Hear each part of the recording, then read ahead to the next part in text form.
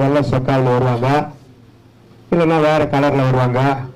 இவருன்னா கருவேன்னு pant சட்டை போட்டு வந்துட்டாரு அப்படின்னு நினைக்கிறீங்களா? உங்க மைண்ட் வாய்ஸ் எனக்கு தெரியுது. பேர் பண்ணிடலாமா? கருப்பும் ஒரு கலர். கருப்பு துணி போட்டு ஒரே சந்தோஷம். இன்னைக்கு நம்பர் 1 கருப்பும் ஒரு கலர். கருப்பு தான் நான் சொல்ல, கலர்ல அது ஒரு கலர். நம்பர் 2 தமிழ்நாட்டில் ஒரு பழமொழி உண்டு தெரியுமா? கருப்பு சட்டைக்காரன் காவலுக்கு கெட்டிக்காரன். சூப்பர், 4-5 பேர் சொன்னீங்க. அதனால நான் உங்களுக்கு காவலாளியாக வந்திருக்கிறேன். பயப்படாதீர்கள், உங்களுக்கு பாதுகாப்பு நான் தருகிறேன். 3வது கருப்பு சட்டை யார் போடுவாங்க தெரியுமா? தமிழ்நாட்டில் தீகா, திராவிடர் கழகம், பெரியார் ஆரம்பிச்சார். அவர் கொள்கை என்ன? கடவுள் இல்லை, இல்லவே இல்லை. ஆனா இயேசுநாதர் அவர் நம்பினார். அவர் இல்லவே இல்லை என்று சொல்றது வேற, அது வேற. அது கடவுள் இல்லை, இல்லவே இல்லை என்று. நானும் அதே தீகா தான். கடவுள் இல்லை, இல்லவே இல்லை, இயேசுவை தவிர. கையை தட்டு, பிரைஸ் லார்ட், ஹல்லேலூயா. இந்த கருப்பு சட்டை போட்டு வந்துட்டு எவ்வளவு நேரம் ஆகுது பாரு அதுக்கு விளக்கம் கொடுக்க. இனிமேட்டு போட விட்டாங்க மேலுப்பா, வேற எதுனா பங்கனுக்கு போட்டு போயிடலாம். சரி, நீதிமொழிகளின் புஸ்தகம் 28ஆம் அதிகாரம் 14வது வசனம்.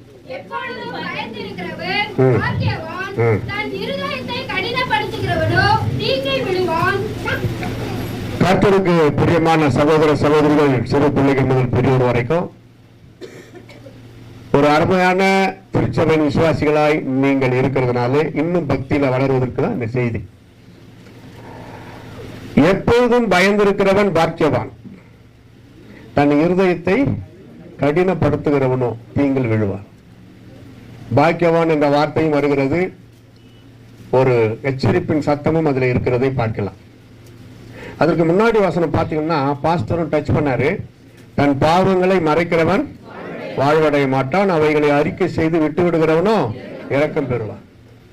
பொதுவாக நீதிமொழிகள், நான் காலேஜில் படிக்கிறப்போ BYM ஸ்டான்லி அண்ணன் எங்க ஹாஸ்டலுக்கு வந்தார்.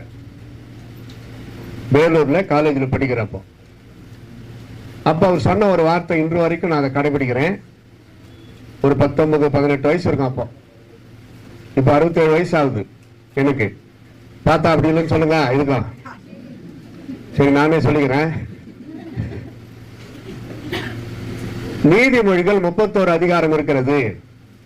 ஒவ்வொரு தேதிக்கு 1ஆம் தேதி 1வது நீதிமொழி, 2ஆம் தேதி 2வது நீதிமொழி, அப்படி படிங்க.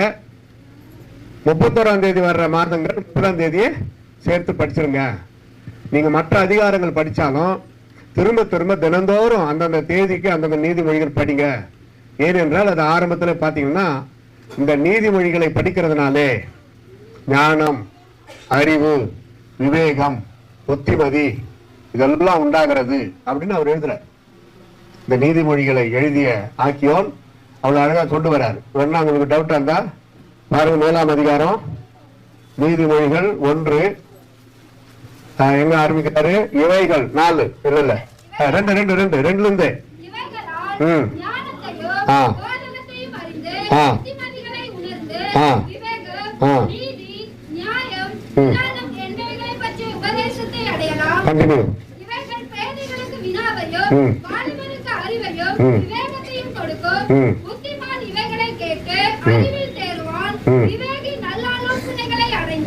நீதிமொழியையும் அதன் அர்த்தத்தையும் ஞானிகளின் வாக்கியங்களையும் அவர்கள் உரைத்த புதைபொருள்களையும் அறிந்து கொள்வான்.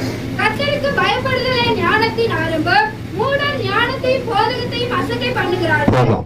அப்படி கொண்டு போறார். 7வது வசனத்துல கர்த்தரை கொண்டு வரார்.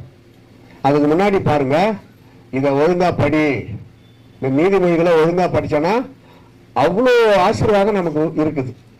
அதுக்கு அது 1 2 3 குறிச்சிங்கன்னா 10க்கு மேல போகும். அன்னைக்கு அந்த வார்த்தை என் இதயத்தை தொட்டது. இன்னைக்கு வரைக்கும் நான் ஆதி ஆகமத்திலிருந்து படிக்கிறேன், புதிய ஏற்பாட்டில் படிக்கிறேன். ரொட்டீனா நான் எனக்கே ஒரு பாணியில நான் சிலதை வச்சிருக்கிறேன். எப்படி குறைஞ்சது 3 அதிகாரம் படிக்க வேண்டியதா வரும். காலைக்கு மட்டும் மதியம் அது வேற, சாயந்தரம் வேற, நைட்டு அது அவங்களுக்கு குடும்ப ஜபத்துல படிக்கிறதுக்குன்னு தனியா ஒரு புஸ்தகத்தை வச்சிருப்போம். ஆனா இந்த நீதிமொழிகளை டெய்லி அந்தந்த தேதிக்கு படிச்சிருவேன். கைத்தட்டி கத்திர சோத்திரம் பண்ணுங்க. அல்லேலூயா. அதே நீதிமொழி தான் இப்ப நாம் பார்த்தோம். எப்பொழுதும் பயந்து இருக்கிறவன் பாக்கியவான். எவ்வளவு அருமையான வார்த்தை பாருங்க. கர்த்தருடைய பிள்ளைகளுக்கு தான் இந்த வசனம். அடுத்த வார்த்தை சொல்றாரு, அதுக்கு ஆப்போசிட்டா போனா தன் இருதயத்தை கடினப்படுத்துகிறவனும் தீங்கில் விழுவான். அதுதான் இருதயம் இலகிய இருதயமா இருக்கணும். அடிப்படை நம்ம இருதயம் அழ வேண்டிய நேரத்தில் அழுதுறணும், சிரிக்க வேண்டிய நேரத்தில் சிரிக்கணும். சிரிப்பும் அழுகையும் கொண்டதே மானிட வாழ்க்கை. துக்க செய்தி கேள்விப்பட்டா அழுதுறணும், உள்ள உடஞ்சி அழுதுறணும், நல்லது. இருதயம் சீர்படும். அழுகிறவனோடு சேர்ந்து அழுங்கள். விசேஷமா அந்த மரண வீட்டுக்கு போனா நம்மளால அழாம இருக்கவே முடியாது. தானா அந்த துக்கம் அவனோடு சேர்ந்து அழறப்ப மனிதனின் முடிவு அதுல விளங்குகிறது. இந்த துக்க வீட்டுக்கு போய் அவர்களுக்கு ஆறுதல் சொல்றோம். அவங்க துக்கத்துல நாம் பங்கு பெறுகிறோம். அங்க போயிட்டு ஸ்டபனா இருக்கக்கூடாது. அழ வந்தா அழுதுறணும். இப்பவே அழ வந்தா அழுதுறாதீங்க. இப்ப கொஞ்சம் நிறுத்தி வைங்க. புருஷன் திட்டினாரா தனியா போய் அழுதுருங்க, ரொம்ப நல்லது. மனைவி இதே சகோதரர்கள் கண்ணு பின்னாடி இருக்கிறீங்க, மனைவி திட்டுறாங்களா அழுதுருங்க. அழுது எல்லாருக்கும் பொது. குடும்பத்திலே குழப்பம் வராத, பிரச்சனை வராம இருக்கணுமா? புருஷர்களை கவனியுங்கள். உங்கள் மனைவியிடத்துல சரிமா, இரண்டாவது பாயிண்ட் போயிட்டாரு, சாரிமா. அதுக்கப்புறம் ஜவுளி கடை கூட்டிக்கிட்டு போய் 2 சாரிமா.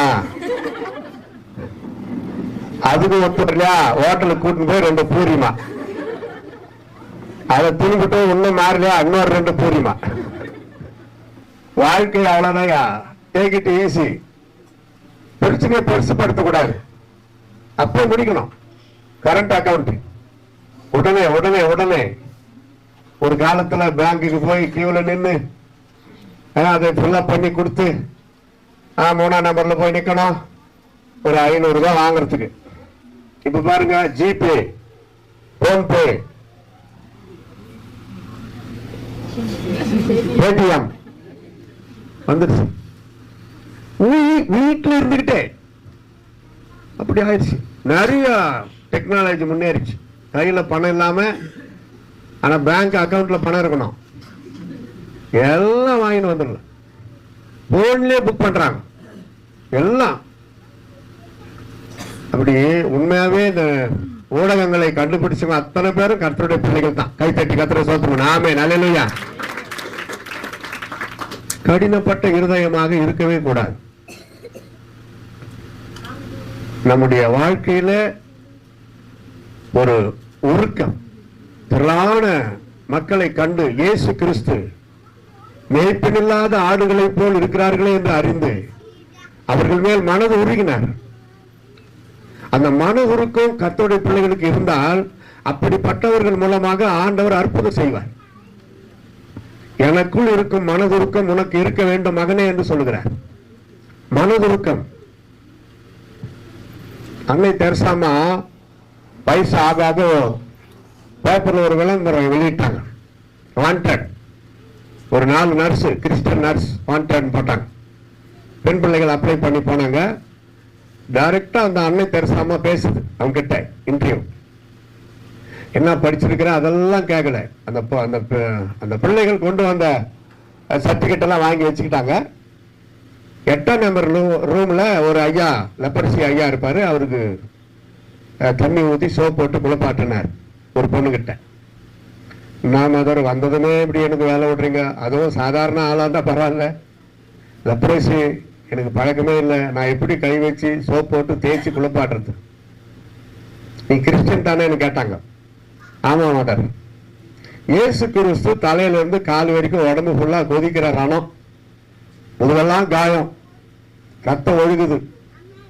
ஏசப்பா வந்து மகளே எனக்கு நல்லா தண்ணி ஊற்றி சோப் போட்டு குளிப்பாட்டுன்னு சொல்றாரு, செய்யான்னு கேட்டாங்க. ஏசப்பாக்கு செய்ய வேணாங்களாம். அப்படி நினைத்து கொண்டு போய் அந்த மனிதனுக்கு செய். அந்த பெண் உள்ள உடைந்தது. ஏன்னா அன்னை தெரசா தான் கடைபிடிக்காததை வற்புறுத்தவில்லை, அவர்கள் அதை கடைபிடித்தார்கள். குஷ்டரோகிகளை தொட்டார்கள், குளிப்பாட்டினார்கள், மருந்து போட்டார்கள். தினந்தோறும் நைட்ல அவங்க தலைமையில கை வச்சு ஸ்தோத்திரம் ஜெபம் மட்டும் தான் போய் தூங்குவான். ஒரு பெட்டு அந்த மனிதரை பார்த்து பேசிட்டு ஜெபம் பண்ணிட்டு அடுத்த பெட்டு பக்கத்திலே. நிமிர்ந்து நிற்க நேரம் இல்லாததுனால அன்னை தெரசா உடம்பே பூமியாக மாறிவிட்டு. நீங்க அன்னை தெரசா படம் போடுங்க, வயசான ஒரு தோற்றம், கண்ணெல்லாம் சுருங்கி இருக்கும், ஒரு வெள்ளை சேரி, ப்ளூ பார்டர், அப்படிதான் கேள்விக்குறி மாதிரி அந்த அம்மா தோற்றம் வரும். அந்த அதே தாய் வாலிப பருவத்தை போட்டோ போட்டு பாருங்க, அவ்வளவு அழகா இருப்பாங்க. 6 பேர் திருமணம் செய்து கொள்ள வந்திருக்கிறார்கள் இத்தாலி தேசத்துல. அந்த அம்மா இந்தியா கிடையாது, இத்தாலியில பிறந்த வளர்ந்தவங்க. அதுல 3 பேர் பைலட்டுங்க.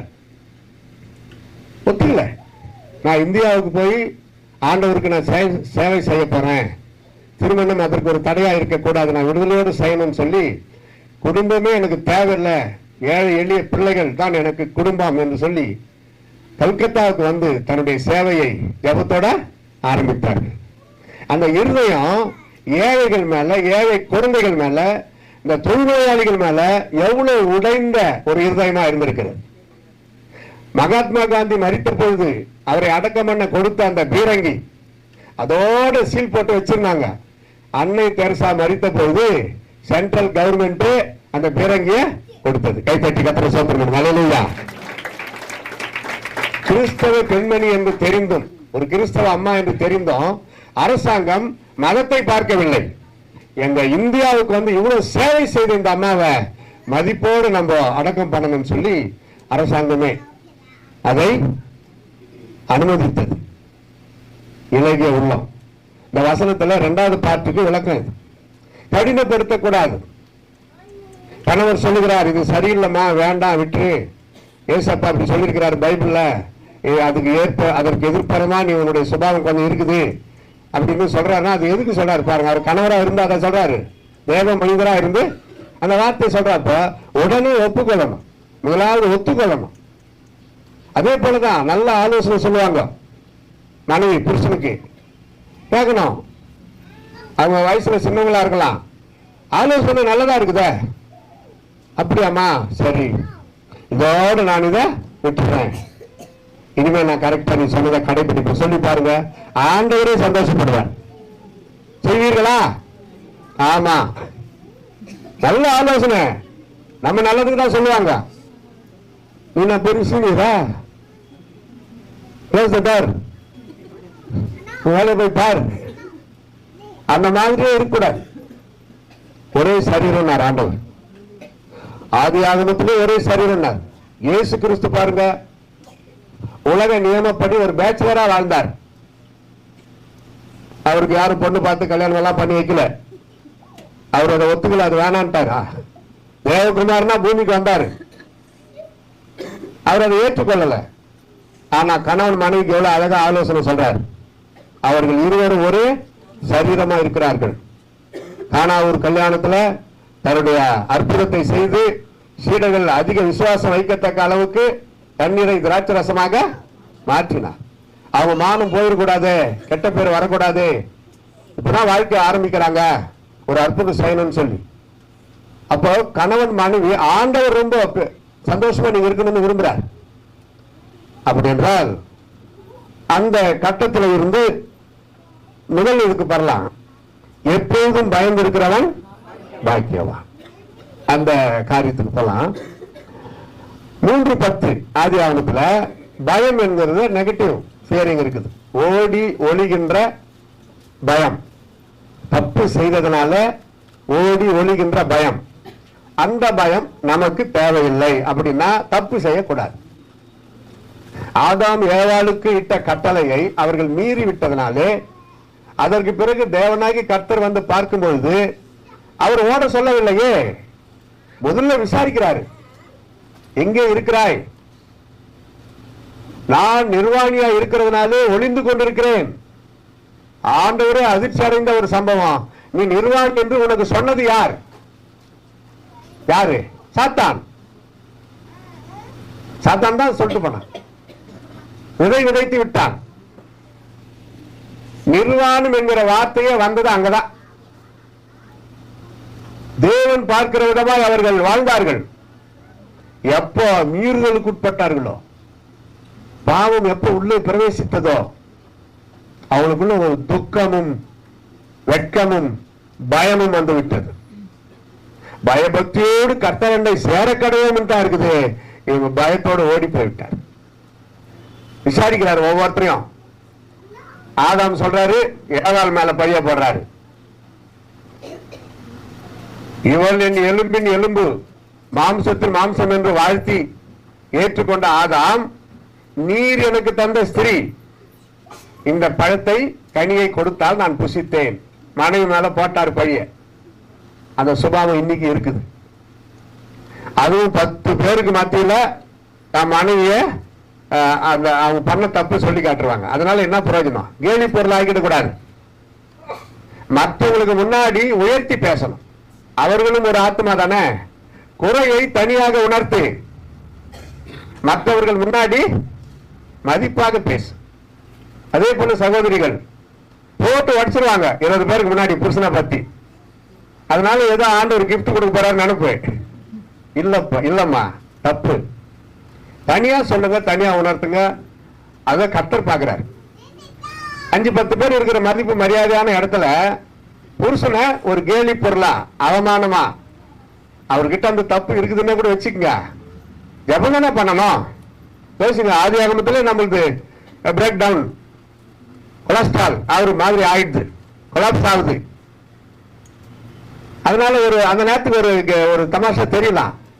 உயர்த்தி பேசி தமாஷா பேசுங்களா, மகிழ்ச்சியா பேசி பாருங்களா, எவ்வளவு சந்தோஷமா இருக்கும். குறைகளை மன்னித்து வாழ்வதுதான் வாழ்க்கை. அப்புறம் பாருங்க, ஏவாளை கேட்கிறாரு. அந்த அம்மா என்ன சொல்லிச்சு பாருங்க, தான் புருஷன் மேல சொல்லல. அதுதான் மார்க். அதுக்கு சர்ப்பம் என்னை வஞ்சித்தது, நான் இன்னும் செய்யட்டும். அதான் பிசாசு. சர்ப்பமோ, பேசும் தன்மை கொண்ட சர்ப்பமோ அங்கே ஆண்டவரிடத்தில் பேசாம இருந்தது. அப்ப பேசாம வாய மூடுந்துதான். அதோட க்ளோஸ். நகர்ந்து வாழ்நாளெல்லாம் உன் வயிற்றினால் நகர்ந்து போவாய். இனி பேச முடியாது ஒரு நாள், அவ்வளவுதான். அதுக்கு எப்படியாப்பட்ட சாபம் கொடுத்துட்டாரு பாருங்க. அப்படி இருந்த ஆதாம் ஏவாளுக்கு பெரிய அளவுல சாபம் கொடுக்கல. ஆதாமுக்கு ஒரு உழைப்பை கொடுத்தார். வெற்றி வேர்வை சிந்தி நீ உழைத்து உன் மனைவியை காப்பாற்ற வேண்டும். ஏவாளுக்கு ஒண்ணு, உன் புருஷனை ஆசை பற்றிக்கொள்ளும். நீ உன் புருஷனை ஆசையா இருக்கணும். அது சாபமா? ஏமா புருஷன் மேல அன்பா இருக்கிறது ஒரு சாபமா? நல்லதான் சொல்லியிருக்கிறார் பாருங்க. பெண்கள் பலவீனமானவர்கள் ஆண்டவருக்கு தெரியும். உன் ஆசை உன் புருஷனை பற்றி இருக்கும். அடுத்ததுதான் பிரசவம் நேரிடும் போது உன் வலியை வேதனையை அதிகரிக்க பண்ணுவேன். அப்படித்தானே நடக்குது. ஆமா, ஏவாளுக்கு வந்த வேதனை ரொம்ப அதிகம். சிலர் இதை படிச்சுட்டு மீறலுக்குட்பட்ட ஏவாளுக்கு தான் வேதனை.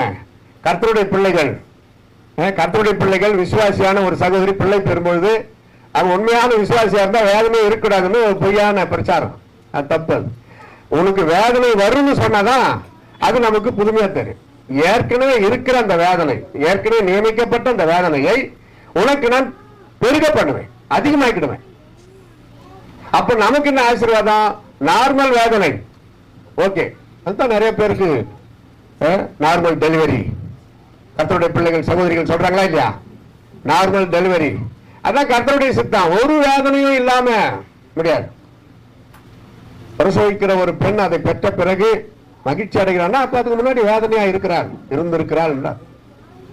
அப்படி என்றால் மதிப்பு அச்சம் தேவை தவிர பயந்து ஓடி ஒளிகிற அச்சம், அந்த பயம் தேவையில்லை. இந்த பயத்துல எத்தனை இருக்குது பாருங்க. ஓடி ஒளிகின்ற பயம். அடுத்தது மதிப்பு அச்சம், ஹானரபிள் ஃபியரிங்.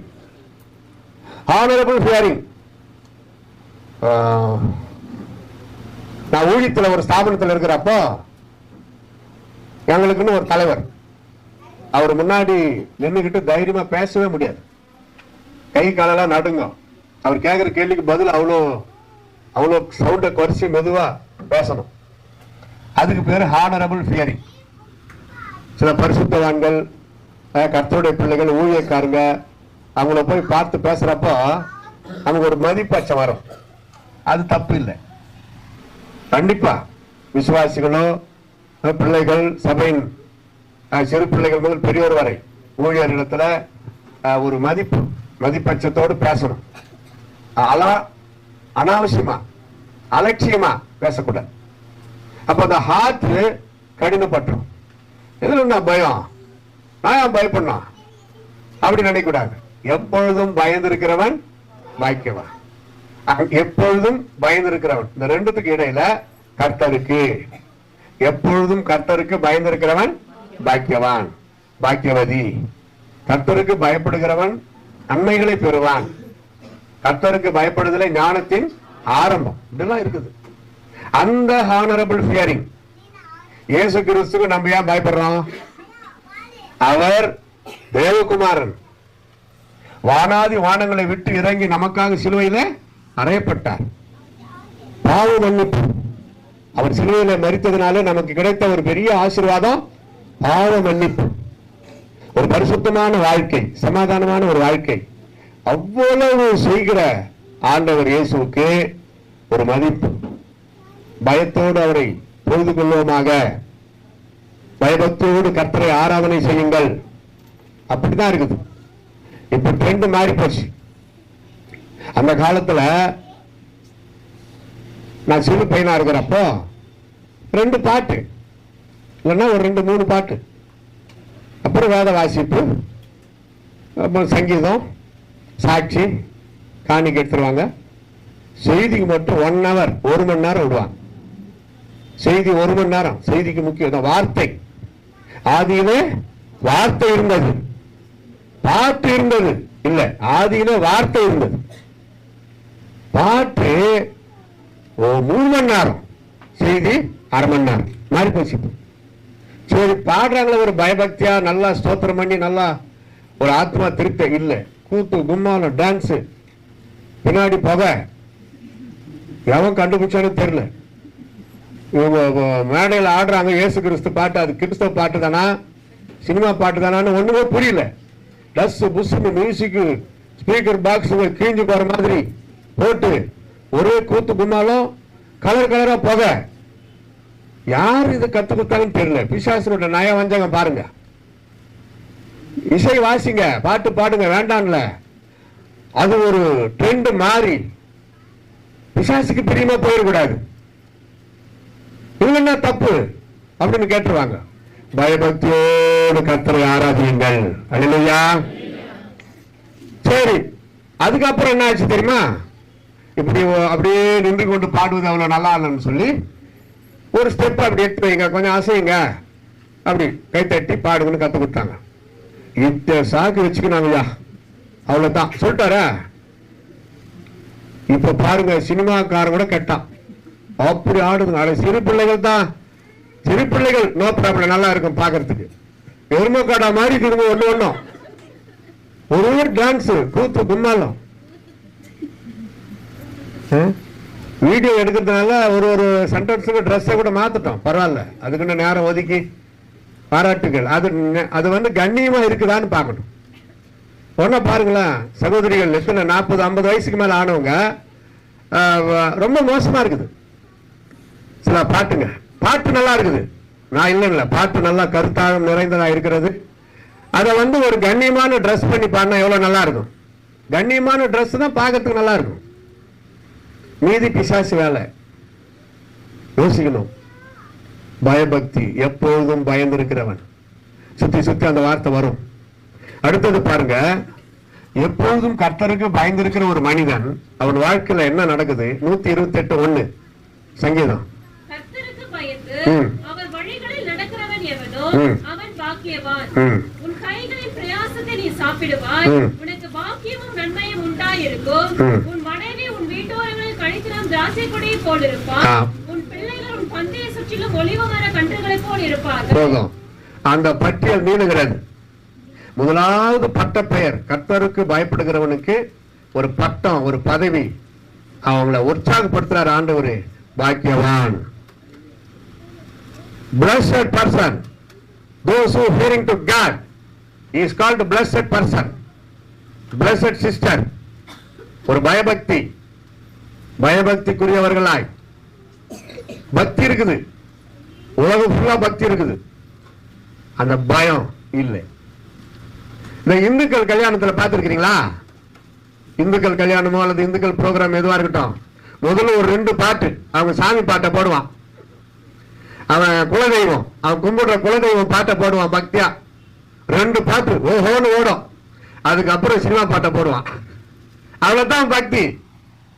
கிறிஸ்தவ பக்தி அந்த ப்ரோக்ராம் முடிகிற வரைக்கும் கர்த்தருடைய பாட்டு தான் போடுவான். அல்ல சொல்லுங்க, அல்லேலூயா. சில இடத்துல அப்படி கிடையாது. கிறிஸ்துவ தான் ஆவிக்குரியவங்க. ஒரு பாஸ்டருடைய பையன் கல்யாணத்துக்கு கூப்பிட்டுருந்தாங்க எங்களை. போனா அங்க சினிமா பாட்டு பாடுனுக்குது. நான் சொன்ன, பாஸ்டர் நீங்க போதகரா இருக்கிறீங்க, நாளைக்கு ஒரு நாளைக்கு கெட்ட பேர் வரும், நீங்க இதை கண்டுக்காம இருக்கிறீங்க. அவங்க போட்டுக்கிறாங்கன்னு நீங்க தானே ஃபீஸ் கொடுக்குறீங்க, மைக் செட்டுக்காரனுக்கு ஃபீஸ் கொடுக்குறது நீங்க தானே. ஒரு வார்த்தை சொல்லக்கூடாதா? சினிமா பாட்டு ஒண்ணு கூட போடக்கூடாது. நான் கேசட்டு சிடி ஏதோ ஒன்று தரேன், அது கீ செயின் மாதிரி சொல்லுறாங்களே, என்னது பென்சிலா, பென் டிரைவ்.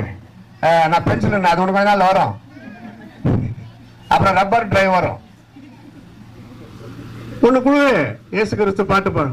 ஆமாயா, எத்தனை பேர் என்ன தொட்டு போறாங்களோ தெரியல நாளைக்கு. அப்பதான் யோசிக்கிறார். உடனே மைக்கில் சொல்லிட்டாரு, தயவு செய்து சினிமா பாட்டை போடாதீங்க, நிறுத்துங்க. அதே போல இந்த பாட வருவாங்களா கிறிஸ்தவ கல்யாணத்துல பாட்டு பாடுறதுக்கு யாரு செலக்ஷன் பண்ணுன்ற எண்ணமான இருக்கணும். ஒரு ஊழியக்கார் கிறிஸ்தவ ஜெனரலா ஒருத்தரை கூப்பிட்டுருவாங்க, அவனுக்கு ஒரு 3 பாட்டு தான் தெரியும் கிறிஸ்தவ பாட்டு, இதெல்லாம் அடிச்சு கொளுத்துவான் சினிமா பாட்டு. இன்னொரு இடத்துல அப்படிதான், இது கிறிஸ்தவ கல்யாணம், ஆனா ஒரு 4-5 பாட்டு சினிமா பாட்டு கேட்பாங்க மேடையில். அதுக்கும் சொன்னேன், நான் தான் இதை நோண்டி விடுறத, நான் போய் டைரக்டா சொல்ல மாட்டேன், நீ யாரியா அப்படின்னு கேட்டுருவாங்க. வந்தியா மொய் எதுனா சாப்பிட்டு போயிடாருன்றான். பாஸ்ட் கிட்ட சொன்னேன், பிரதர் அவங்க எந்த ஊர்ல கூப்பிட்டீங்களா தெரியல, ஆர்கெஸ்ட்ரா சினிமா பாட்டு வேணா கிறிஸ்தவ பாட்டு பாட சொல்லுங்கன்னு அவர் சொல்லிட்டாரு. அவங்க பாடினாங்க பாருங்க, வேளாங்கண்ணி மேரியம்மா பாட்டை பாட ஆரம்பிச்சாங்க.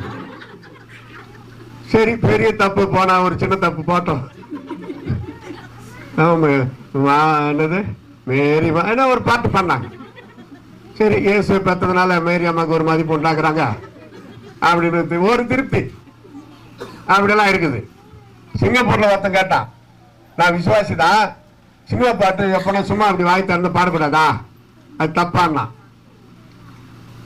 நீ கிறிஸ்துவ பையனா? ஆமாண்ணா. சங்கீதம் 36 சங்கீதம் 34 ஒண்ணு படிய பாடினேன், நீங்க படிக்க. கர்த்தரை நான் எக்காலத்தில் ஸ்தோத்தரிப்பேன். திருப்பி படிங்க சத்தமா. எக்காலத்துல வாயை கொஞ்சம் பெருசா தருங்க. இன்னொரு முறை. அவர் துதி. இதுக்கு என்ன சொல்றேன் நான்? வசனத்தை பாக்குறோம், என்ன பாக்குறோம்? தமிழ் தெரியும் தானே? ஆமா தெரியும், அதனால தான் படிச்சேன். இந்த வசனத்துக்கு படி பார்த்தா என்ன சொல்ற நீ? அப்படின்னா சொல்றான், அப்போ நீ சொல்றதெல்லாம் பார்த்தா சினிமா பாட்டு பாடக்கூடாதுன்ற கேட்டு. அதுல என்ன இருக்குது பாரு. கர்த்தரை நான் எக்காலத்துல எப்பொழுதும் எந்த நேரத்துல கொஞ்சோண்டு சினிமா பாட்டு பாடுவேன், இல்ல கொஞ்சோண்டே தெருக்குத்து பாட்டு பாடுவேன், வேற சாமி பாட்டு பாடுவேன். இருக்குதா? கொஞ்சம் மாறி போச்சு. இதுல என்னையா உனக்கு கஷ்டம்? கர்த்தரை துதிச்சு பாடு. யாரு வேண்டாம்னாங்க? எவ்வளவு சந்தோஷம் அது. இரவும் பகலும் காலை மாலை மத்தியானம் அந்தி சந்தி மத்தியான வேலையில நான் தியானம் பண்ணுவேன். அல்லையே சொல்லுங்க. எவ்வளவு பாட்டு. ஆரம்ப காலத்துல கீர்த்தனை வேதநாயகம் சாஸ்திரியார் தோன்றிய அந்த நாள் முதல் இன்று வரை பாட்டுகளுக்கு பஞ்சமே இல்லையே. கிறிஸ்துமஸ் வந்தா பழைய பாட்டா பாடுறோம், எழுதிடுறாங்களா? இப்ப நிறைய பேர் எழுதிட்டு இருப்பாங்க. ஸ்டுடியோல ரெக்கார்டிங் ஆகும் பாருங்க. இயேசு பாடகன எந்தெந்த விதத்துல பாடி துதிக்கிறாங்க. இன்னும் குறையல. உலகத்திலேயே அதிகமா பாட்டு இயேசு பற்றி தான். கைத்தட்டு எல்லாரும். அல்லேலூயா.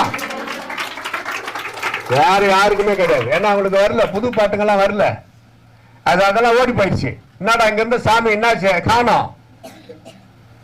சில இடத்துல இருட்டா இருக்கிற மலை எல்லாம் லைட் போட்டு விட்டாங்க பாரு. பிசாசுங்களுக்கு இருட்டுனா ரொம்ப பிடிக்கும். லைட் போட்டு விட்டுட்டதுனால அந்த பிசாசு இல்ல, ஓடி போயிடுச்சு. நானே உலகத்தின் ஒளியாய் இருக்கிறேன். அவங்களுக்கு அந்த ரகசியம் தெரியல. பணத்தை செலவு பண்ணி மலையெல்லாம் லைட் போட்டு பிசாசுகளா ஓடி போயிடுச்சு. கர்த்தருக்கு ஸ்தோத்திரம். அப்படிதான் கர்த்தருக்கு பயப்படுகிற பயத்துல வாழ்ந்து பாருங்கள், அதுதான் நமக்கு சந்தோஷம். வெளிப்படுத்தல் 14:7. இந்த தெய்வீக பயம், கர்த்தருக்கு பயப்படுகிற பயம் நமக்கு என்ன கொடுக்கிற, அவர்கள் எப்படி இருப்பார்கள் பாருங்க. வெளிப்படுத்தல் 14:7. தேவனுக்கு பயந்து அவரை மகிமைப்படுத்துங்கள். அவர் நியாய தீர்ப்பு கொடுக்கும் வேளை வந்தது. வானத்தையும் பூமியையும் சமுத்திரத்தையும் நீரூற்றுகளையும் உண்டாக்கினவரை தொழுது கொள்ளுங்கள் என்று கூறினார். கர்த்தருக்கு பயப்படுகிறவங்க தொழுது கொள்வார்கள். கர்த்தரை தொழுது கொள்வார்கள். கர்த்தரை தொழுது கொள்ளுகிற அனுபவம். Those who are praying to God, what is the sign or symbol? They will always worship our God. கர்த்தரை துதிக்கிற தொழுது கொள்ளுகிற அனுபவம் ரெண்டு ஒன்று தான். தொழுது கொள்ளுதல், துதிப்பது. தொழுது கொள்ளுதல் அப்படியே சாஷ்டாங்கமாய் முகம் தரைப்பட விழுந்து கர்த்தரை தொழுது கொள்வது. துதிப்பது கைகளை உயர்த்தி ஸ்தோத்திரம் பண்ணி மகிழ்வது. அப்ப பரலோகத்திலே எப்படி நடக்குது பாருங்க. அங்க கூட அந்த தெய்வீக பயபக்தி உண்டாகிறதை நாம் பார்க்கலாம். பரலோக ராஜ்யம் பயபக்தி உள்ள ஒரு இடம், கர்த்தரை ஸ்தோத்தரிக்கின்ற ஒரு இடம், பெருமை இல்லாத ஒரு இடம். No place for a proud spirit. ஏன்னா ஆரம்பத்துல பரலோகத்திலேயே பெருமை கொண்ட தேவ தூதனை தேவனாகி கர்த்தர் ஒரே தட்டு கீழே தள்ளிட்டார். பாவமே உட்புக கூடாத, பாவமே உட்புக முடியாத அந்த மோட்ச பேரின்பத்திலே இந்த லூசிபருக்குள்ளே பெருமை எப்படி வந்தது? இன்று வரை இது ஆராய்ச்சிக்கு ஒத்து வரவில்லை.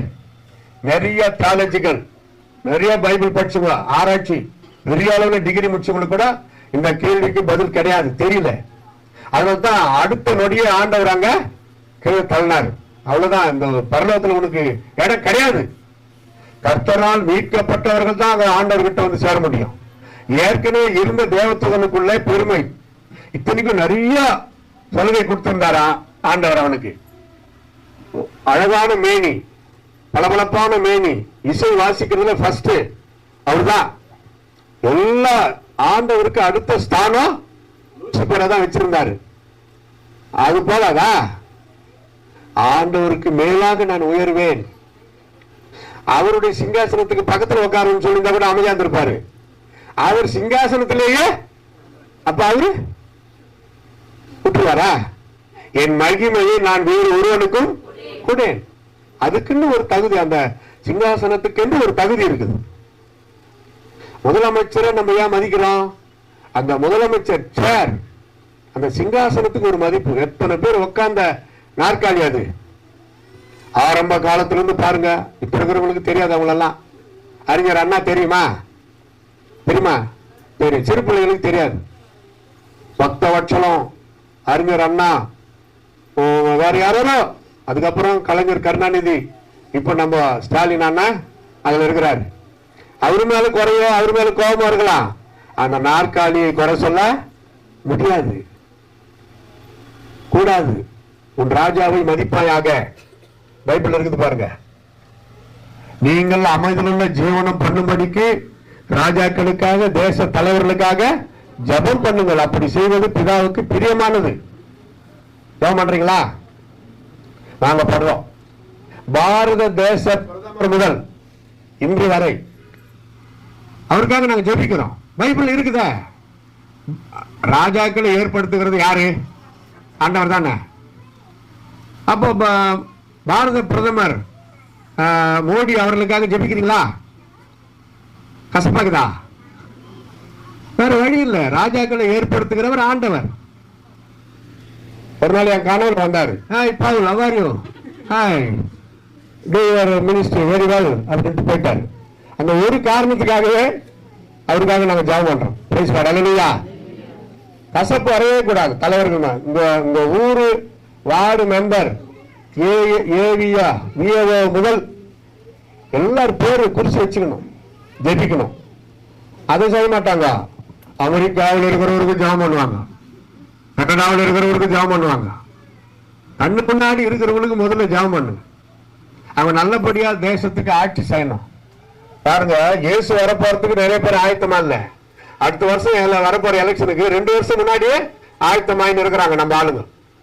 கட்சி தலைவர்கள் வர்ற வருஷம் 2026ஆம் தேதி 2026 ஆண்டு நடக்க போகிற தேர்தலுக்காக 2 வருஷத்துக்கு முன்னாடி இருந்து ஆயத்தமாக்கி கொண்டிருக்கிறார்கள் என்றால் கர்த்தருடைய பிள்ளைகள் நம்ம ஜெபிக்கணுமே. ஜெபிக்கிறீர்களா? அவரால் சித்தம் யார் வராங்களோ அவங்க நல்லபடியா தேசத்தை ஆட்சி செய்யணும்னு சொல்லி ஜெபிக்கலாம். நம்ம எந்த கட்சிக்கும் ஆசை அதெல்லாம் கிடையாது. நம்ம ஆண்டவர் நம்ம சரீரத்தை அவர் ஏற்றுக்கொண்டார். நம்ம ஆத்மா அவர் பொறுப்புல இருக்குது. குறிப்பிட்ட கட்சிக்கு தான் நம்ம வைராகியமா இருக்கணும்ன்ற அவசியம் கிடையாது. ஆனா ஏதோ ஒரு கட்சிக்கு ஓட்டு போட்டுதான் ஆகணும். எல்லாத்திலும் போட்டு வந்துடாதீங்க. ஏதாவது ஒரு கட்சிக்கு உங்க மனசுல தோணும், கர்த்தருடைய பிள்ளைகளுக்கு இனிமேல் சொல்லுவாங்க சபையில. அவ்வளவு அப்பதான் நம்ம இந்த நாட்டு பிரஜை அப்படின்னு அர்த்தம். ஆதார் கார்டு இருக்குதா? ஆதார் கார்டுன்னு ஒண்ணு இருக்குதா உங்க வீட்டுல? அது இல்லைன்னா நீங்க இந்த நாட்டுல பொம்பளையும் கிடையாது, ஆம்பளையும் கிடையாது. ஒரு ஆட்டுக்குட்டி மாதிரி இல்லாதவங்க வாங்கிடுங்க சீக்கிரம். நாங்க ஒண்ணு பாஸ்போர்ட்டை வாங்கி வைக்க சொன்னோம். பாஸ்போர்ட் வெளிநாட்டுக்கு போறதுக்கு தான். நான் இந்தியாவின் குடியுரிமை பெற்றவன், இந்த தேசத்துக்கு நான் சொந்தக்காரன் என்பதை நிரூபிக்க உங்ககிட்ட ஆதார் அட்டை இருக்கணும். இப்ப கூட மறுபரிசீலனை பண்ணி இல்லாதவங்களுக்கு கொடுத்துன்னு வராங்க. எப்படியாவது சமாளிச்சுன்னு போயிடலாம் அப்படின்னு இருக்கக்கூடாது. சட்டப்படி சில காரியங்கள் நம்ம செய்யணும். அடுத்தது பாருங்க, 1 பேதுரு 2:17. கர்த்தருக்கு எப்போதும் பயப்படுகிற ஒரு மனிதன் எல்லாரையும் கனம் பண்ணுவான், சகோதரரிடத்தில் அன்பு கூறுவான், தேவனுக்கு பயப்படுவான், ராஜாவை கனம் பண்ணுவான். 3 பாயிண்ட் அந்த ஒரு வசனத்துல கண்டுபிடிச்சிருக்கிறேன். எல்லாரையும் கனம் பண்ணணும். யாமா யாரையும் அற்பமா நினைக்கவே கூடாது. யாரையாவது அற்பமா நினைக்கிறோம்னு வச்சுக்கோங்க, கர்த்தர் நம்மை அற்பமாய் நினைக்க நேரிடும். ஒரு தர்மம் எடுப்போரை கூட நம்ம மதிப்பா தான் நடத்தணும். கொடுக்கிறது ஒரே ஒரு 10 ரூபாயா இருந்தாலும், ஐயா கவலைப்படாதீங்க, இயேசு உங்களை நேசிக்கிறார், அவர் உங்களை ஆசீர்வதிப்பார், அவரை துதிங்க. ஏன்னா தர்மம் எடுப்போர் நம்ம என்ன சொன்னாலும் அந்த நேரத்தில் அமைதியா கேட்டுக்கிட்டு தான் அந்த பணத்தை வாங்குவாங்க. குறைஞ்சது 10 ரூபாய், அதுக்குள்ள இறங்காதீங்க. அவன் ஒரு மாதிரி மறைப்பான். 10க்கு மேல கொடுத்தா சந்தோஷப்படுவார், 10 கீழே கொடுத்தா அவரு நமக்கு கடை கொடுக்க ஆரம்பிப்பார். உனக்கு எவ்வளவு தேவை நான் தரேன்றவாரு. அப்படி இருக்குது அவங்களுக்குள்ள சங்கம். கனம் பண்ணணும், எல்லாரையும் கனம் பண்ணணும். சிறு குழந்தைகள் முதல் பெரியோர் வரை எல்லாரையும் கனம் பண்ணு. இப்ப பிள்ளைகள் பேச ஆரம்பிக்கிறப்போ நம்ம தான் அவங்களுக்கு கத்துறோம் பேசுறதுக்கு. எப்படி இருக்கிறீங்க, சாப்பிட்டீங்களா, என்ன படிக்கிறீங்க, அப்படி அவங்க கிட்ட பேசணும். வாங்க போங்கன்னு சொல்லி பேசுறப்ப அவங்க அதை கடைபிடிச்சு பேசுவாங்க. இப்ப நம்ம சிறு பிள்ளைகள் முன்னாடி சிலர் சண்டை போடுறப்ப பேசுற வார்த்தைகள் அதுங்க கண்டுபிடிச்சிட்டு அதை அப்படியே அவங்க பயன்படுத்துறாங்க. மலேசியாவில் ஒரு பையன், சின்ன பையன், ஒரு 2 வயசு இருக்குன்னு நினைக்கிறான். அவங்க அப்பாவுக்கு யாரையும் தெரியல, போடான்ட்டான். அப்ப யாரோ பேசுறத அவன் கேட்டிருக்கிறான். ரொம்ப பிள்ளைகளை வளர்ப்பது ஒரு பெரிய ஊழியம். நல்லா தெரிஞ்சுங்க. மதிப்பு மரியாதையோடு பேசி பாருங்க, அவங்களும் அப்படியே வளருவார்கள். பேசிக்கணும். எல்லாரையும் கனம் பண்ணுங்கள், சகோதரரிடத்தில் அன்பு கூறுங்கள். சகோதரர்கள் அன்பு கூறுங்கள், சகோதரிகளிடத்தில் அன்பு கூறுங்கள். மானிட வர்க்கத்தில் ஆண்டவர் நமக்கு வைத்த ஒரு ஒழுங்கு. God is love. தேவன் அன்பாகவே இருக்கிறார். அன்பு ஒரு காலம் ஒழியாது. பட்டயத்தை எடுக்கிறவன் பட்டயத்தால் மடிவான். எனவே அதை விட்டு விடுங்கள், அன்பை எடுங்கள், அன்பை எடுங்கள். மகாத்மா காந்தி பாரிஸ்ல பட்டம் படிக்க போன போது ட்ரெயின்ல ஒருத்தனுடைய ஷூ மேல இவருடைய கால் பட்டுச்சு. அவனும் கிறிஸ்தவன் தான். பாரிஸ்ல இந்த இது ஜட்ஜுக்கு படிக்க போன மகாத்மா காந்தி ஏதோ ஏழைப்பட்டவன் நினைக்காதீங்க, பெரிய பணக்கார். அவங்க இடமெல்லாம் அப்புறமா கவர்மெண்ட்ல தான் அவங்க எழுதி வச்சாங்க, அவங்களா விரும்பி. அப்போ இப்ப மாதிரி மேல சட்டை இல்லாம கீழே ஒரு வேஷ்டி அப்படி கிடையாது. ஆரம்ப காலம் கோட் ஷூட்டோட தான், முடியெல்லாம் நல்லா இருக்கும். காந்திக்கு. இவருடைய காலு ஒருத்தருடைய ஷூ மேல பட்டுச்சு. அவன் அதை கழட்டி அடிச்சுட்டான். மகாத்மா காந்தி வரலாறு தெரியுமா உங்களுக்கு? பாருங்க. எப்பண்ணா காந்தி அவர் சொன்னாரு, ஒரு கன்னத்தில் அறைந்தால் மறு கன்னத்தை காட்டி என்று இயேசு சொன்னார். நண்பனே, இதோ அடுத்த கன்னத்திலே அடி. Is it any damage to your shoe? உன் ஷூக்கு ஏதாவது, என்ன அடிச்சதுனால உன் ஷூக்கு ஏதாவது பாதிப்பு வந்துக்குதா பாருன்ட்டார். வளவளத்து போயிட்டான். நான் கிறிஸ்தவன் அல்ல, ஆனால் நான் இயேசுவின் கட்டளையை கடைபிடிக்கிறேன். நீ கிறிஸ்தவனா இருக்கிற, நீ கடைபிடிக்காம போயிட்டியாப்பான்ட்டார். அன்னைக்கு ராத்திரெல்லாம் அவனுக்கு தூக்கம் இல்லை. மறுநாள் காலையில எல்லாம் காலேஜ் ஸ்டூடெண்ட் எல்லாம் ஒண்ணா சாரி கேட்டு, காந்தி ப்ளீஸ் ஃபர்கிவ் மீ, பெரிய தப்பு பண்ணிட்டேன், நான் மன்னிச்சிரு. நான் நேற்று மன்னிச்சுட்டேனார். அந்த மனிதர் மகாத்மா காந்திக்கு ஃப்ரெண்ட் ஆனார். மகாத்மா காந்தியுடைய எல்லா தேவைகளும் அந்த மனிதனை சந்தித்தார். அவர் படிச்சுட்டு முடிச்சுட்டு வர வரைக்கும் கைத்தட்டி கத்திர சோத்திரம் வளையா. அந்த பொறுமையை, அந்த தாழ்மையை, அந்த அன்பை அவர் கடைபிடித்ததுனால அவருக்கு பாருங்க எவ்வளவு பெரிய ஆசீர்வாதம் ஆண்டவர் கொடுத்தார். மத்தேயு 5:5 சாந்த குணமுள்ளவர்கள் பாக்கியவான்கள், அவர்கள் பூமியை சுதந்திரித்துக் கொள்வார்கள். அந்த வார்த்தையை படிச்சுட்டு தான் மகாத்மா காந்தி அகிம்சா வழியில சுதந்திரம் வாங்கினார். இயேசுதான் மூல காரணம்ட்டார். நான் இவ்வளவு தூரம் சுதந்திரம் வாங்கினதுக்கு எனக்கு கற்றுத் தந்தவர் இயேசுதான். அந்த வார்த்தையை வச்சு நான் பிரார்த்தனை செய்தேன். கத்தி எடுக்கல, துப்பாக்கி எடுக்கல, வேற எதையும் தொடல. எந்த ஒரு காரியம் நம்முடைய தேசத்துக்கு தேவையான உடனே உபவாசம் போட்டுருவார். உபவாசம் போட்டு ஒரு கட்டில் போட்டு படுத்துருவார். அவ்வளவுதான். அரசியல் தலைவர்கள் வரைக்கும் போயிடும் மேட்ரு. மகாத்மா காந்தி இந்த காரியத்துக்காக உண்ணாவிரதம் போட்டாரு. ஐயோ, அவர் வீக்கு ஆளு, உண்ணாவிரதம் போட்டா எதனா ஆயிருமே, நிறுத்து நிறுத்து, நிறுத்தணும்னா நீ அதை நிறுத்து. இந்திய மக்களை கொடுமைப்படுத்துற அந்த வரி இந்த வரி, சுதந்திரம் பெற்ற பிறகு கூட எவ்வளவு பிரச்சனைங்க, அதெல்லாம் ஒழிச்சு கட்டினார். எப்படி? உண்ணாவிரத போராட்டம், அகிம்சா வழி. நான் சட்டா கூட பரவாயில்ல, அந்த தேசத்துக்கு இதை நீ செய். நம்ம உபவாச போராட்டம், அன்பின் பிரமாணம், அன்பை நிலைநாட்டுங்கள், கோபத்தை விட்டு ஒழியுங்கள் என்று கர்த்தர் சொல்கிறார். வைராகியம் நமக்கு ஒன்றுமே செய்யாது. வைராகியமான வாழ்க்கை இருக்கவே கூடாது. எதுல வைராகியம்? சுவிசேஷத்தை அறிவிக்கிறதுல வைராகியம். தர தர தரான்னு அடிச்சு இழுத்து கொண்டு போய் போட்டாங்க ஊருக்கு வெளியே. அப்போஸ்தலனாகிய பவுல் சுவிசேஷம் அறிவித்த போது கூட இருக்கிற உடன் ஊழியர்கள் சுற்றி நின்று ஜெபம் பண்றாங்க. உயிரோட வந்துட்டாரு. என்ன எத்தனை பேர் அடிச்சாங்க பாத்தீங்களா? அப்படிலாம் கேட்கல. ஜூசியை தட்டிட்டு வாருங்கள், அடுத்த கிராமத்திற்கு போய் சுவிசேஷத்தை, அந்த களங்கமில்லாத இருதயம் பாருங்க. எத்தனை பேர் அடிச்சாங்கன்றது அவருக்கு தெரியல. அந்த வலியும் அவர் யோசிக்கல. அதுக்கப்புறம் எங்கெங்க அடிபட்டு இருக்குதுன்னு அவர் யோசிக்கல. அவர் கவனம் எல்லாம் சாகரத்துக்குள்ள சுவிசேஷத்தை எப்படியாவது மற்றவங்களுக்கு அறிவித்துக் கொண்டே இருக்க வேண்டும். பிரசங்கித்தார். பவுல் என்றாலே இசிகோல் பிரசங்கித்தார். நான் இப்ப பவுலுமா பிரசங்கித்தார் சொல்லணும். அதுக்கப்புறம் ஒரு வார்த்தைக்கு பின்னாடி பிரசங்கித்தார் சொல்லணும். நின்று உட்காருங்க. திருவாய்க்கு வந்து மலர பாருங்க. இப்போ அப்போஸ்தலனாகிய பவுல் காடுகளிலே, மலைகளிலே, வீடுகளிலே, தெருக்களிலே, கப்பல் பயணத்திலே, ராஜாக்களுக்கு முன்பாக, தரித்திரருக்கு முன்பாக, காணிக்கை கிடைத்தாலும் காணிக்கை கிடைக்காவிட்டாலும், சாப்பாடு கிடைத்தாலும் சாப்பாடு கிடைக்காவிட்டாலும், அல்லேலூயா, இன்னும் சொல்ல போலாம். அவரை சிறைச்சேதம் பண்றப்ப கூட அரை மணி நேரம் பர்மிஷன் கேட்டு அவர் இயேசுவை பற்றி பிரசங்கம் பண்ணினாராம் ரோம்ல. அதற்கு பிறகுதான் அவர் சிறைச்சேதம் பண்ணப்பட்டார்.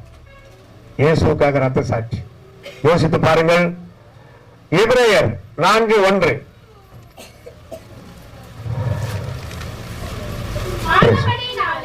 அவருடைய இளைப்பாறுதலில் பிரவேசிப்பதற்கு ஏதுவான வாக்குத்தத்தம் நமக்கு உண்டாயிருக்கு. உங்களில் ஒருவனும் அதை அடையாமல் பின்வாங்கி போனவனாக காணப்படாதபடிக்கு பயந்திருக்க கடவோம். ஆமென். போதும்.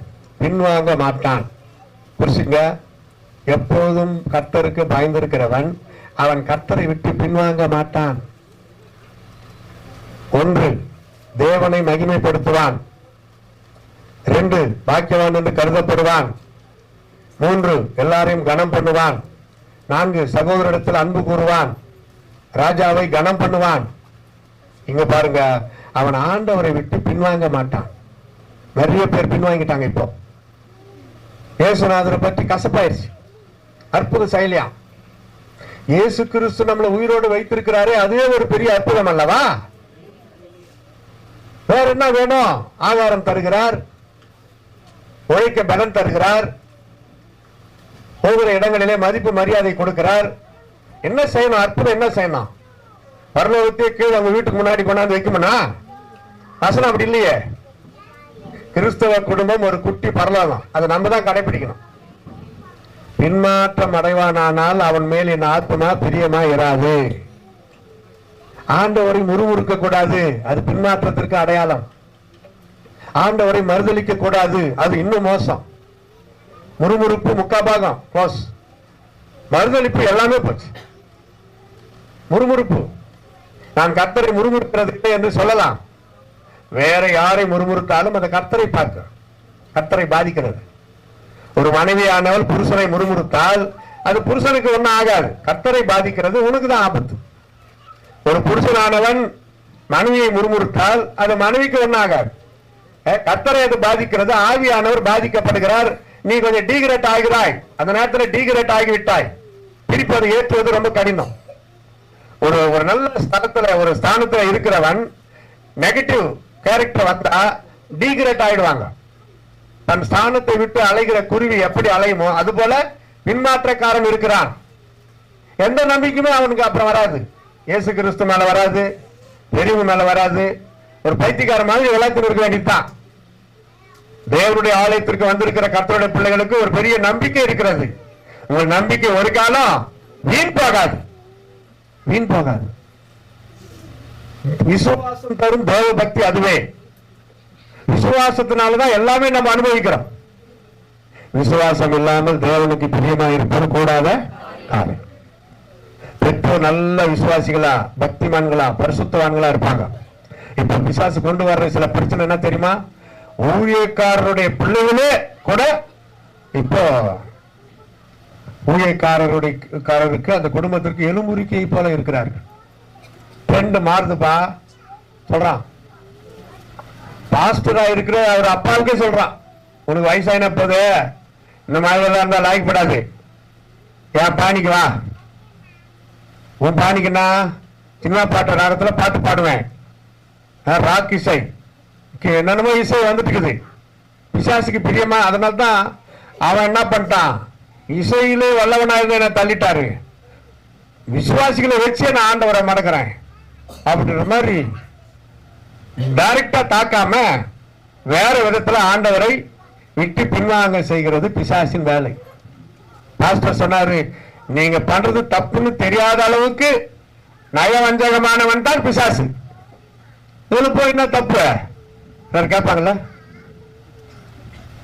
ஏவாளுக்கு சொன்னாரு, எல்லா மரத்தின் கனியையும் நீ புசிக்கலாம், இந்த ஒரு மரத்தின் கனியை மட்டும் புசிக்க வேண்டாம் சொல்லிட்டு போயிட்டாரு. அந்த அம்மா என்ன கேட்டுக்கலாங்க அவங்களுக்குள்ள, என்ன சாப்பிட்டா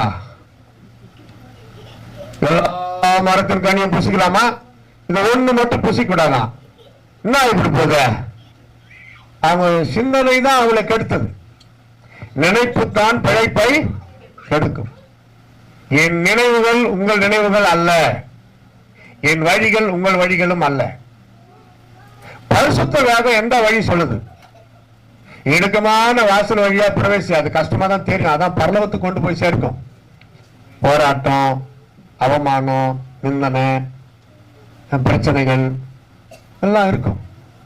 அதையெல்லாம் சுமந்து கொண்டு, அதான் நமக்கு சிலுவை, அதுலதான் போய் சேரணும். அந்த சொர்க்க ராஜ்யம் திறந்த வாசலா இருக்கும். கேட்டுக்கு போகிற வாசல் வழி விசாலமா இருக்கிறது. இயேசுவே சொன்னார், அதன் வழியாக உட்பிரவேசிக்கிறவர்கள் அநேகர். சினிமா, டிராமா, கல்யாட்டு, பான் பார்க்கு, செல்போன், இட் பிகம்ஸ் சின்போனு, இன்னும் என்னன்னா பிசாசின் வஞ்சக வலை. ஓடு ஓடு ஓடு, நல்லாதான் தெரியும், விசாலமா இருக்குது. இப்படி எல்லாம் வரலாம். டமால்னு ஒரு இடத்துல மாட்டிக்கினு பல்கை சௌரானு பாருங்க ரோட்ல.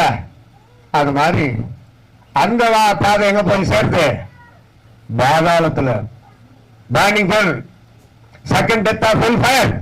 அங்க போய் சேர்த்து நான் நல்லா தானே இருக்கிறேன், நல்லா தான் இருப்பேன். இயேசு கிறிஸ்து இல்லாம நிறைய பேர் நல்லா தான் இருக்கிறாங்க. பணக்காரங்க கோட்டீஸ்வரனுங்கெல்லாம் கிறிஸ்துவங்களா? உலகத்துல முதல் 10 பணக்காரனுங்க இருக்கிறாங்களா, அவங்களாம் கிறிஸ்துவங்களா? நல்லா தானே இருப்பாங்க. அவங்க பரலோகம் போக முடியுமா? நம்ம போக முடியும். பாருங்க, நம்ம எவ்வளவு சிலாக்கியம் பெற்றவர்கள். மோடி போய் ஓட்ட முடியுமா? முடியாது. நீங்க ஓட்டலாம். போய் பிடிச்சி தலைமையில கை வச்சு இயேசுவின் நாமத்துல சொல்லி பாருங்க, ஓடிடும். மோடி பாரத பிரதமரா இருக்கலாம், ஆனா இயேசு கிறிஸ்து ஊழியம் செய்யல. ஜனங்களை ஒண்ணா ஓட்டலாம், போய் தட்ட முடியாது, பிசாசை விரட்ட முடியாது. என்னை விசுவாசிக்கிறவர்களால் நடக்கின்ற அடையாளங்கள், பிசாசுகளை துரத்துவார்கள், நோயாளிகள் தலைமையில் கைகளை வைப்பார்கள், அப்போது அவர்கள் சொஸ்தமடைவார்கள், பற்பல பாஷைகளை பேசுவார்கள். அருமையா இயேசு சொல்லிட்டார். கர்த்தருடைய பரிசுத்த நாமத்துக்கு ஸ்தோத்திரம். கர்த்தருக்கு பயந்து அவர் வழிகளில் நடக்கிறவன் பாக்கியவான். பின்வாங்க கூடாது. ரோமர் 11:20 மேட்டிமைக்கும் பெருமைக்கும் இடம் கொடுக்க மாட்டான். கர்த்தருக்கு பயப்படுகிற ஒரு மனிதன், எப்பொழுதும் பயந்திருக்கிறவன் பாக்கியவான். இந்த வசனத்திற்கு பாத்திரமான ஒருவன் ரோமர் 11:20 கடைபிடிப்பான். என்னது? மேட்டிமைக்கு தானா வர்றோம் அந்த சிந்தனை. அப்பவே அப்பாலே போ சாத்தானே, உங்களை மாதிரி நல்லவங்க யாருமே இல்லை, நல்லா தான் தெரியும் கேட்கறதுக்கு. அப்பாலே போ சாத்தானே மனசுல சொல்லிங்க, அவங்களும் சொல்றாதீங்க. அப்படிங்களா? ரொம்ப நன்றியா, கடவுளுடைய கிருபை அப்படி சொல்லி நம்ம கிட்ட என்ன இருக்குது? ஆண்டவருடைய கிருபை. அப்படி போயிடணும், அந்த ரூட்ல போயிருங்க. பெருமைக்கு இடம் கொடுக்கவே கூடாது. பெருமை உள்ளவனுக்கு தேவன் எதிர்த்து நிற்கிறார், தாழ்மை உள்ளவர்களுக்கோ கிருபை அளிக்கிறார். யாராருக்கு நிறைய கிருபை வேணும், தாழ்த்துங்க தாழ்த்துங்க தாழ்த்துங்க தாழ்த்துங்க தாழ்த்து. யார் என்ன வேணா சொல்லட்டும், அதை பற்றி நம்ம கவலைப்படவே கூடாது. பிரைஸ் தி லார்ட், ஹல்லேலூயா. தாழ்மை உள்ளவர்களுக்கு கிருபை அளிக்கிறார், பெருமை உள்ளவனுக்கு எதிர்த்து நிற்கிறார். அமெரிக்காவில் ஒரு குத்து சண்டை வீரன் இருந்தான். கிறிஸ்தவ பெற்றோருக்கு பிறந்தவன். அவனை ஜெயிக்க யாராலும் முடியாது, யார் வந்தாலும் ஜெயிச்சிடும். ஒரு நாள் ஒரு போட்டு வைத்த பொழுது 10 பேரை ஜெயிச்சிட்டான். கிறிஸ்தவ பெற்றோருக்கு பிறந்த பையன், ஆனா இவனுக்கு இயேசு மேல நம்பிக்கை கிடையாது, பேரு சும்மா. சரி, 10 பேரை அடிச்சு போட்ட, சந்தோஷமா போய் சேரு. என்ன பண்ணோம் தெரியுமா? வேற யாருன்னா இருக்கிறீங்களா என்ன ஜெயிக்கிறதுக்கு? யாரும் வரல. அவனை போயிருக்கலாமா இல்லையா? போல. மேல பார்த்து கேட்கிறான், is it true Jesus living? If he say true, send to me an angel to fight with me, then I will believe Jesus Christ. இயேசு கிறிஸ்து ஜீவிக்கிறான்னு சொல்றீங்களே, அது உண்மையா இருந்தா என்னை ஜெயிக்கிறதுக்கு ஒரு தேவதூதனை அனுப்ப பார்க்கலாம். அவன் என்னை ஜெயிக்கட்டும், நான் இயேசுவை விசுவாசிக்கிறேன். ஒரு முறை சொன்னான், 2வது முறை சொன்னான், திமிரு ஏறி போச்சு. சொல்ல 10 முறை சொன்னான் பாருங்க. எங்கிருந்தோ வந்த ஒரு வண்டு அவன் நெத்தில பட்டுட்டு போயிடுச்சு. எருமாடு மாதிரி விழுந்தான். என்னமோ ஆயிடுச்சுடா, நம்ம போய் காப்பாத்தலாம்னு தூங்கினா அவன் எப்ப செத்துட்டான். பார்த்தா மூச்சு இல்லை. எதுக்குடா தூக்கின்னு போறீங்க? அவன் எப்ப செத்துட்டான். வண்டு எப்ப வந்து பட்டுச்சோ, பாய்சன் பீட்லி, பாய்சன் ஃப்ளை, விஷமுள்ள ஒரு வண்டு அடிச்சுட்டு போயிடுச்சு. அது கடிக்கிறதுக்கு கூட டைம் கிடையாதாங்க, பட்டாந்து பட்டுச்சு, அது போயிடுச்சு. ஆண்டவர் என்ன சொல்றாரு இருந்து? அட மதிகேடனே, பெருமை பிடித்தவனே, கர்வம் கொண்டவனே, உன்னை ஜெயிக்க தேவதூதனை அனுப்பணுமா? ஒரு வண்டு போதுண்டா லூசு. அர்த்தம். ஒரு வண்டு போதும், ஒரு டைபாய்டு போதும், ஒரு தேள் போதும், ஒரு பூரம் போதும், ஒரு கொரோனா போதும், ஒரு டீம் போயிடுச்சு. அதுக்கு தான் பெருமை உள்ளவனுக்கு ஆண்டவரை எதிர்த்து நிக்கிறப்ப நம்ம எப்படி அவரை ஜெயிக்க முடியும்? பிசாசு நம்மை பீறி போட்டால் கர்த்தர் காப்பாற்றுவார். கர்த்தரை பீறி போட்டால் அதுக்கு மேல யார் இருக்கிறாங்க காப்பாத்துறதுக்கு? யாருமே கிடையாது. அதனால்தான் வேற எதுனாலும் எப்படின்னா போட்டோம், ஈஸியா மன்னிப்பு கேட்டு செட்டில் ஆயிடலாம். அந்த பெருமை மட்டும் வர்றதுக்கு இடம் கொடுக்க கூடாது. தாழ்மை உள்ளவனுக்கு கிருபை அளிக்கிற கர்த்தரை நோக்கி பார்ப்போம். அப்போஸ்தலர் 10:35 எப்பொழுதும் கர்த்தருக்கு பயந்திருக்கிறவன் நீதியை செய்வான், அவன் தான் கர்த்தருக்கு உகந்தவன். யோனா 1:16 எப்பொழுதும் கர்த்தருக்கு பயந்திருக்கிற ஒரு மனிதன் பொருத்தனை செய்து ஜெபிப்பான். விசுவாசிகள் பொருத்தனை பண்ணி ஜெபிக்கணும்.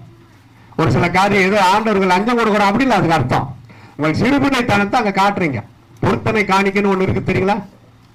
ஆமா, இப்படி எனக்கு ஒரு அற்புதம் நடந்தா சர்ச்சுக்கு இந்த மாதிரி ஒரு காரியத்தை நாங்க செய்யலாம்னு இருக்கிறோம், பொருத்தனை செய்து ஜெபம் பண்றது அது ஆண்டவருக்கு பிடிக்கும்ன்றாரு, பைபிள்ல இருக்குது, அதனால தான் சொல்றேன்.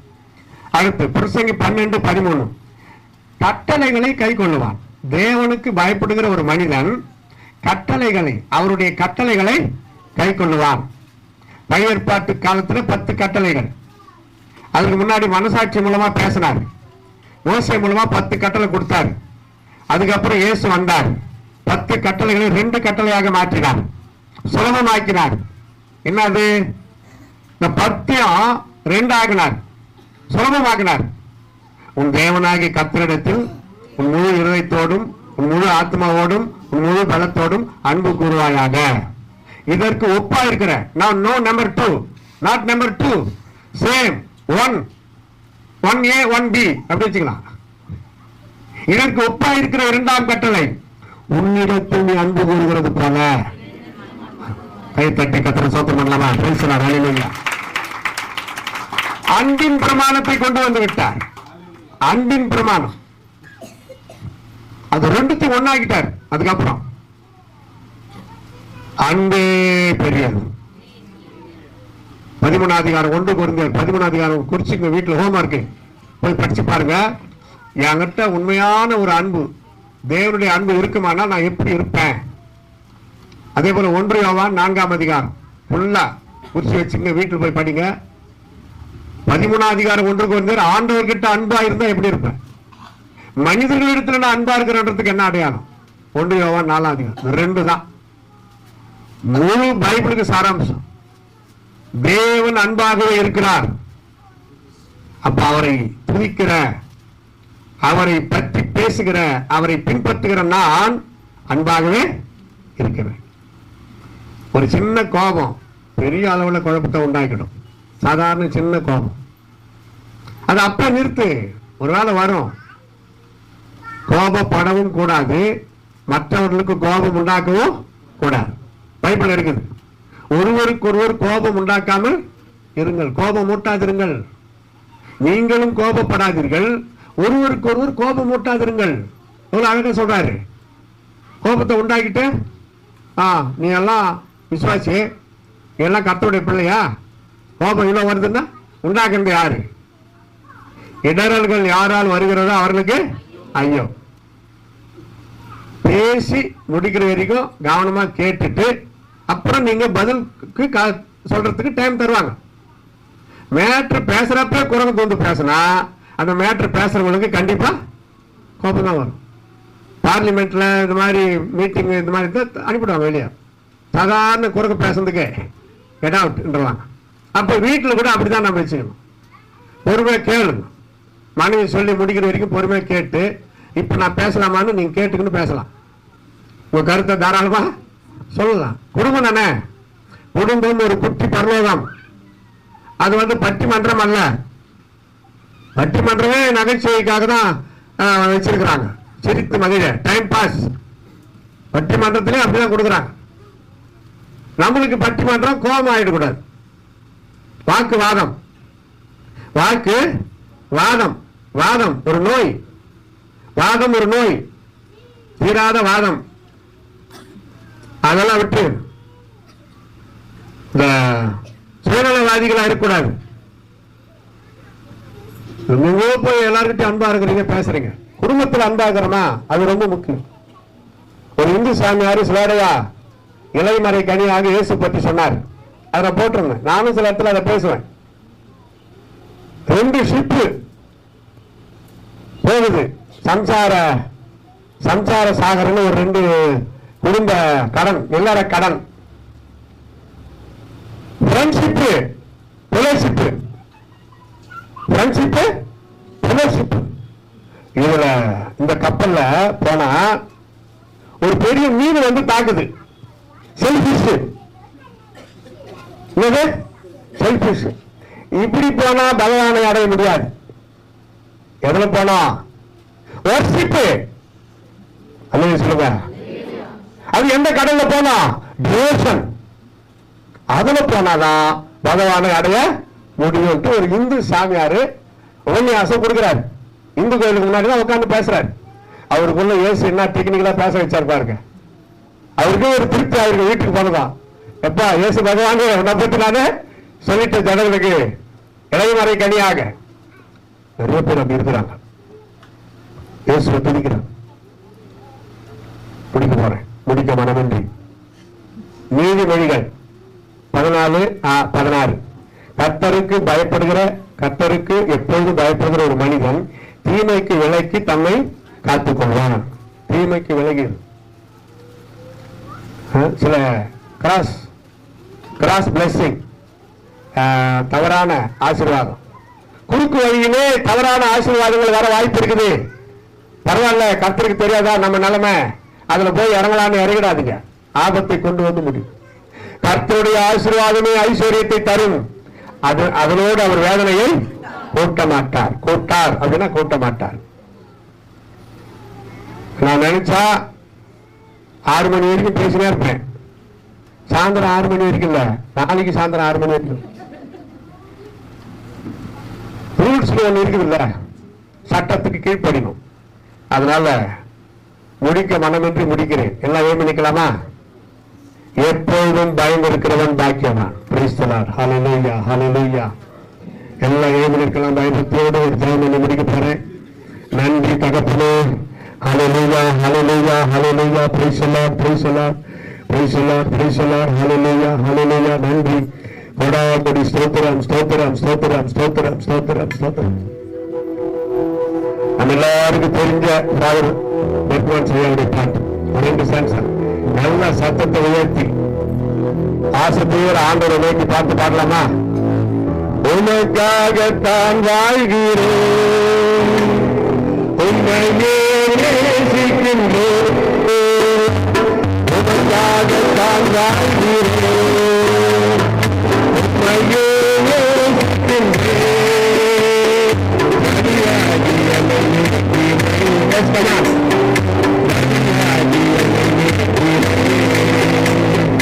பரலோகம் திறந்திரையா, பரலோகம் திறந்திரையா, நானே என் இயேசு ராஜனே, நானே என் இயேசு ராஜனே,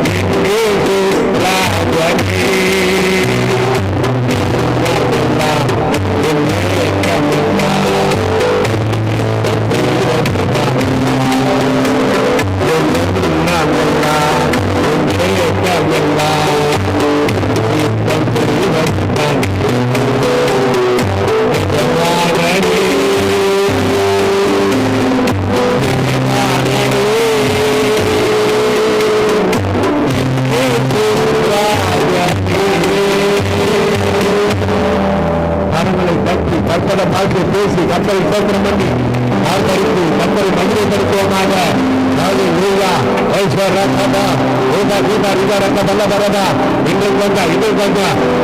பயப்படுகிற ஒரு பயத்தின் ஆவி தெய்வீக பிரசன்னம், இந்த பிரசன்னம் தீங்குக்கு விலகிப்பட்ட காத்துக் கொள்ளுகிற ஒரு பயபக்தி உங்களுக்குள்ளே உண்டாக்குங்க. தேர்ந்தெடுக்கப்பட்டதாய் இன்னும் இருக்கிற எல்லா விதமான தவறுகளை குறைகளை எடுத்து போடுகிற பரிசுத்த அக்கினி ஒவ்வொரு உள்ளத்திலும் இறங்கி தவறான காரியங்களை சுத்தரித்தீராக. அந்த ஒரே கரம் பாதுகாப்பு அன்பு பிள்ளைகளோடு இருப்பதாக. ஆகவே நாம் தியானித்தபடி எப்பொழுதும் கர்த்தருக்கு பயந்திருக்கிறவன் வாய்ப்பதா, எப்பொழுதும் கர்த்தருக்கு பயந்திருக்கிற ஒரு பெண்மணி வாய்ப்போதி இந்த வார்த்தைகள் உள்ளத்தில் எப்பொழுதும் இருப்பதாக யோசித்து சொன்னார். தேவனுக்கு முன்பாக இத்தனை பொல்லாங்கான பாவத்தை செய்வது எப்படி என்று அதுபோல நாங்கள் ஓடி ஆண்டவரை தேடத்தக்கதாக பாவங்கள் நிறைந்த இந்த உலகத்தில் உள்ள பரிசுத்தத்தை காத்துக் கொள்ளும் இயேசுவின் வருகையிலோடு உதவி செய்யப்பட்டு இந்த பரிசுத்த ஆவியானவர் எங்களோடு எப்போதும் இருப்பாராக, சகல சத்தியத்திலும் நடத்துவாராக. அந்த பிள்ளைகளை மனதார கர்த்தராகிய இயேசு கிறிஸ்துவின் நாமத்தில் அடிமை வாழ்க்கை ஆசீர்வதிக்கிறேன். உலக பிரகாரமான நன்மைகள், சரீரத்தில் நல்ல சுகம், குடும்பத்தில் ஆசீர்வாதம், கணவன் மனைவிக்குள்ள ஒரு பரஸ்பர அன்பு, தெய்வீக அன்பு, பிள்ளைகளுக்குள்ள ஒரு தெய்வீக சமாதானம் எப்போதும் காணப்படுவதாக. நல்ல சுகமும் ஆரோக்கியமும் அங்கு பிள்ளைகளுக்கு தந்து செழிப்பாய் வாழ அடிமைகளை சீடனாக நின்று கர்த்தராகிய இயேசுவின் நாமத்தில் வாழ்க்கை ஆசீர்வதி.